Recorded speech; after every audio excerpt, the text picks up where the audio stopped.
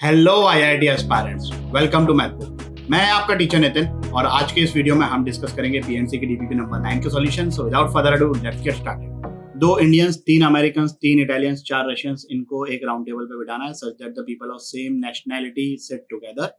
तो ये जो दोनों इंडियंस है इनको अपन एक यूनिट मान लेंगे, तीनों अमेरिकन को एक यूनिट मान लेंगे, तीनों इटालियंस को एक यूनिट मान लेंगे और चारों रशियंस को एक यूनिट मान लेंगे। तो अपने पास ऐसे यूनिट कितने हो गए? 4। Now these 4 units can be arranged in a circle in how many ways? 3 factorial ways. ये जो 2 इंडियंस है वो जो हमने एक यूनिट माना है उसमें ये दोनों आपस में अरेंज हो जाएंगे 2 फैक्टोरियल तरीके से, तीनों अमेरिकन अरेंज हो जाएंगे 3 फैक्टोरियल तरीके से, तीनों इटालियंस अरेंज हो जाएंगे 3 फैक्टोरियल तरीके से और चारों रशियंस 4 फैक्टोरियल तरीके से।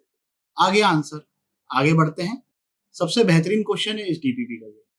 Let's say the 6 colours are red, green, blue, cyan, magenta, yellow. ये जो ऊपर वाला फेस दिख रहा है ना, यहां पे कोई सा भी इन 6 में से एक कलर कर दो भाई। कोई ना कोई कलर तो कोई ना कोई फेस पर होगा, तो चूज मत करना। ये मत करना कि 6 में से कोई एक कलर चूज किया, कोई सा भी कलर जो तुम्हारी इच्छा हो, ग्रीन, ब्लू, रेड, जो मन करे वो कर दो। लेट्स से कि हमने यहां पर इस फेस पर ग्रीन कलर कर दिया। अब इस ग्रीन के सामने वाले फेस पर 5 चॉइसेस हैं हमारे पास, तो कोई सा भी एक कलर आ गया। लेट्स से कि यहां पर इसके सामने आ गया हमारे पास ब्लू। अब ये जो 4 फेसेस बचे हैं और कलर भी कितने बच गए? 4, रेड, सियान, मजेंडा और येलो। तो 4 फेसेस 4 कलर। ये देखो तो अगर ध्यान से ये एक साइक्लिक टाइप की सिचुएशन दिख रही है, सर्कल टाइप की, चारों फेस है ना। तो सर्कल में 4 लोगों को बिठाने का तरीका क्या होता है? 4 - 1 फैक्टोरियल। तो 4 colours can be filled in the 4 faces in these many ways. तो आंसर कितना हो गया? 30। Clear with this? चलिए फिर आगे बढ़ते हैं अगले क्वेश्चन की तरफ। 6 कार्ड्स हैं, 6 एनवलप हैं। हम चाहते हैं कि कोई भी कार्ड अपने रिस्पेक्टिव एनवलप में नहीं जाए, but the added condition is card 1 will always go in second envelope. अब इसको हम सॉल्व करेंगे 2 मेथड से। पहले मेथड में मैं केसेस बनाऊंगा। केस 1 इज, ये जो कार्ड 2 है इसको हमने E1 में डाल दिया, तो ये जो 4 हैं C1, C2, E1, E2, इनका रोल खत्म हो गया और कोई भी कार्ड अपने रिस्पेक्टिव एनवलप में नहीं गया, जो कि हमारी रिक्वायरमेंट थी। अब बच गए हमारे पास क्या? 4 कार्ड और 4 एनवलप। इनको कर दीजिए डी अरेंज। इनको डी अरेंज करने का तरीका D4, विच इज, इसकी वैल्यू आ गई 9। केस 1 था जब हमने कार्ड 2 को एनवलप 1 में डाला। तो केस 2 क्या होगा? जब कार्ड 2 को एनवलप 1 में नहीं डाल रहे हैं। अब देखो, थोड़ी देर के लिए ये C1 और E2 वाली चीज भूल जाओ। ऐसे समझो कि कार्ड 2 का जो रिस्पेक्टिव एनवलप है वो E1 है। हम क्या चाहते हैं कि कार्ड 2 E1 में नहीं जाए, मतलब कार्ड 2 अपने रिस्पेक्टिव एनवलप में नहीं जाए, C3 अपने रिस्पेक्टिव एनवलप में नहीं जाए, C4 अपने रिस्पेक्टिव एनवलप में नहीं जाए। तो अब हमारे पास कितने कार्ड हो गए? 5, C2, C3, C4, C5, C6। और कितने एनवलप हो गए? 5। और कोई भी कार्ड अपने रिस्पेक्टिव एनवलप में नहीं जाए, इसके नंबर ऑफ तरीके क्या होंगे? D5। तो ये वैल्यू आ गई 44। पहले वाले का आंसर था 9, दूसरे वाले केस का आंसर आया 44, तो टोटल आंसर हो गया 53।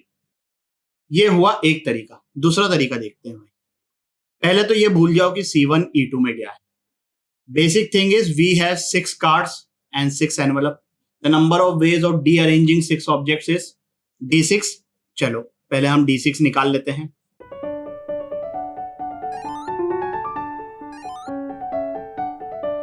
ये आ गए D6 की वैल्यू। अब देखो ये D6 में हो क्या रहा है, हर कोई अपने रिस्पेक्टिव एनवलप में नहीं जाएगा, C1 के पास यहां पर अगर मैंने ओपन एंडेड छोड़ दिया तो C1 can go in E2, E3, E4, E5, E6। C1 के पास कितनी चॉइसेस हैं? 5। हमको क्या फिक्स करना है कि C1 हमेशा E2 में जाए। तो जो हमारे क्वेश्चन का आंसर होगा that will be D6 divided by 5। तो ये आ गया 53। बहुत ही इजीली समझ में आया क्या? आगे बढ़ते हैं अगले क्वेश्चन की तरफ। अब देखो भाई, अगर एक सर्कल पर हमने n पॉइंट्स बना दिए, मतलब ये बन गया एक n साइडेड पॉलीगॉन। किसी भी n साइडेड पॉलीगॉन में कितनी साइड्स हैं?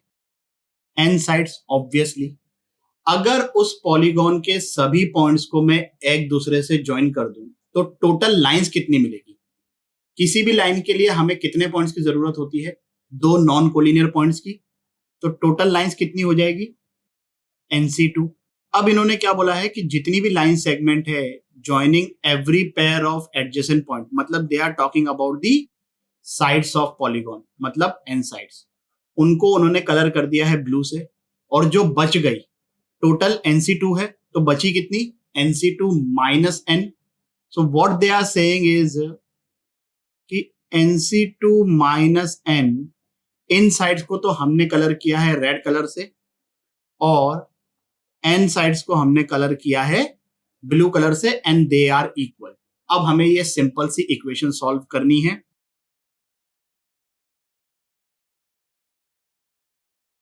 Five sided polygon, pentagon, simple. इस वीडियो के लिए बस इतना ही। आशा करता हूं कि आपके सभी डाउट्स क्लियर हो गए होंगे। अगर हो गए हैं तो लाइक, कमेंट, सब्सक्राइब करें और अपने दोस्तों के साथ भी शेयर करें। अगले वीडियो तक के लिए सावधान रहें, सुरक्षित रहें। जय हिंद।